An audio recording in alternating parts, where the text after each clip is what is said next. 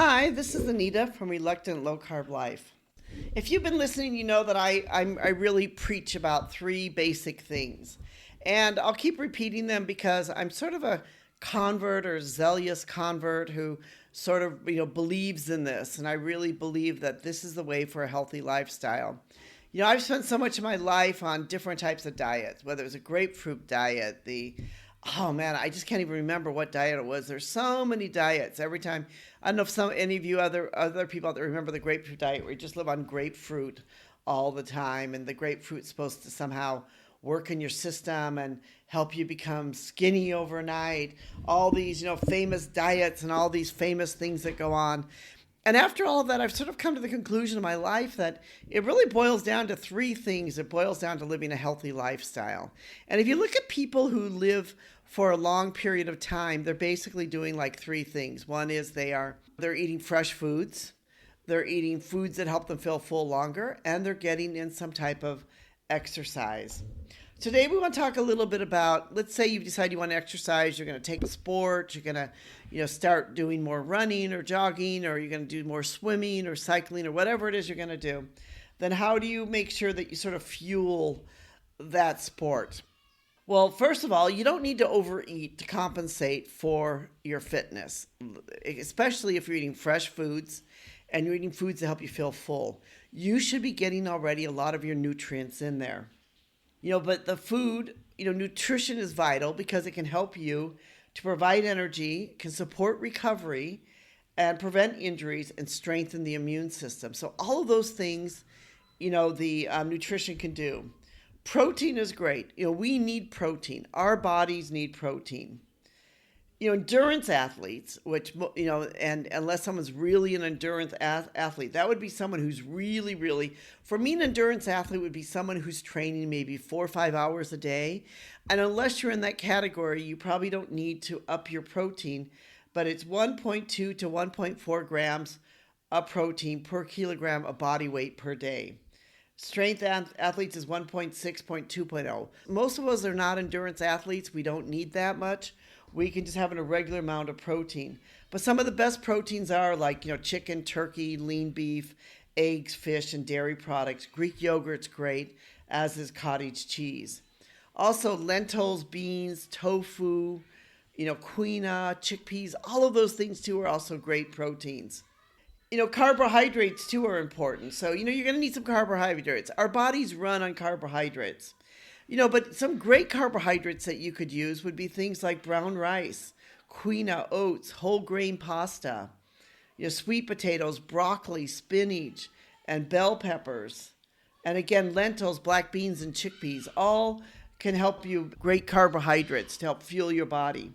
Hydration, though, is really the key, and that's what I want to talk about a bit today. If you've listened to some of my podcasts, you know that I've talked about in the past about things like Diet Coke or Coca-Cola.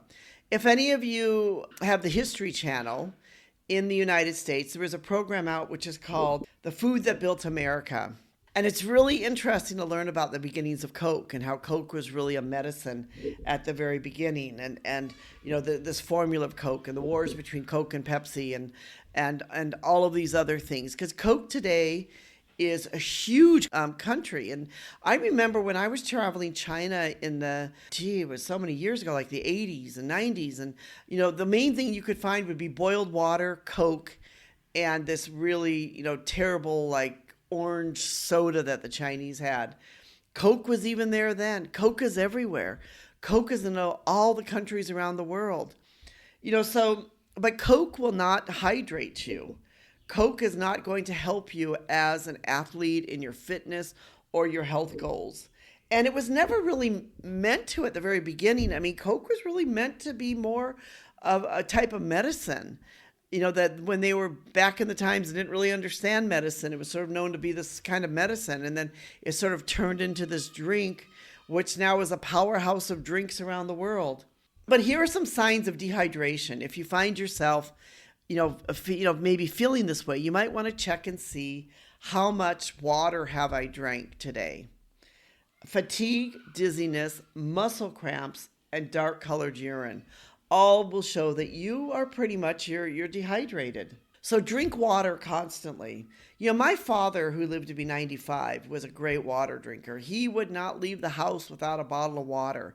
And I still sort of have that habit too, where it's like, I am not going to leave the house without my bottle of water. I need to have my bottle of water with me all the time. And I maybe picked up that habit from him, but it really does make a difference that you want to have your water with you all the time. Rehydrate after a workout, even during a workout, but rehydrate after a workout. Avoid sugary beverages. Eliminate soda, diet soda, as it can lead to dehydration and provide, and especially the sugary soda just gives you empty calories, as does a lot of the, sort of like the Gatorades and some of the other things like that may be high in some. They're probably not the best thing for you. Water would be the best thing for you. Monitor sweat loss. If you really sweated a lot, make sure you consume more and replenish that and get more liquids in you. Timing does matter. If you're going to exercise at night, you want to eat 1 or 2 hours before exercise to allow the digestion and nutrients to absorb. I myself personally like to exercise in the mornings.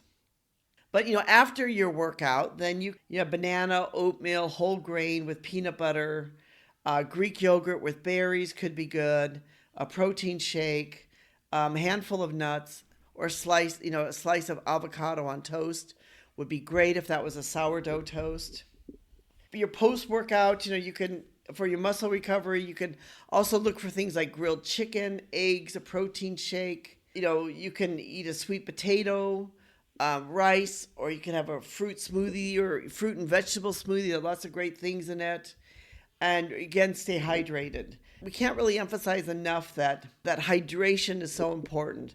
Most of us, and I assume that most of us are listening to this, are not endurance athletes. Probably most of you that are listening are recreational athletes. So if a recreational athlete, follow a balanced diet. You don't need to exercise and increase your diet or increase your food. In fact, you should do the opposite in many ways. If you're eating the right foods, you will find that you don't need to have as much food. Things like the fresh vegetables, the lean proteins, and the whole grains.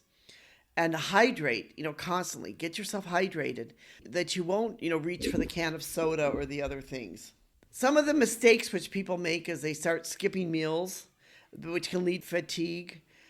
They may overeat processed foods. Maybe they exercise so much and they get so hungry, and then they go past the store or they go past a fast food place and they're like, I'm going to do that right now because that's going to be easier. And so they overcompensate by eating processed foods.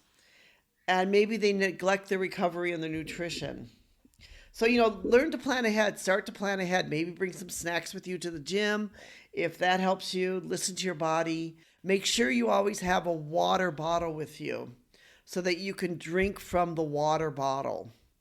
That's really important. I never travel without a water bottle. So all of those things you can do. We've written a blog on this called The Healthy Athlete, Fueling Your Fitness Goals. We'll put a link in the description below for that blog post. But again, remember, it's really 3 things. It's eating fresh foods, cutting out ultra-processed foods. And your goal here should be 80% fresh foods, 20% ultra-processed. I'm saying don't ever eat ultra-processed foods again. That's probably not realistic in today's world. For most people, that's probably not realistic. But, try to make that a majority of your meals and other things are fresh food. Fresh vegetables and just fresh foods in general. The other one is, eat foods that help you feel full longer.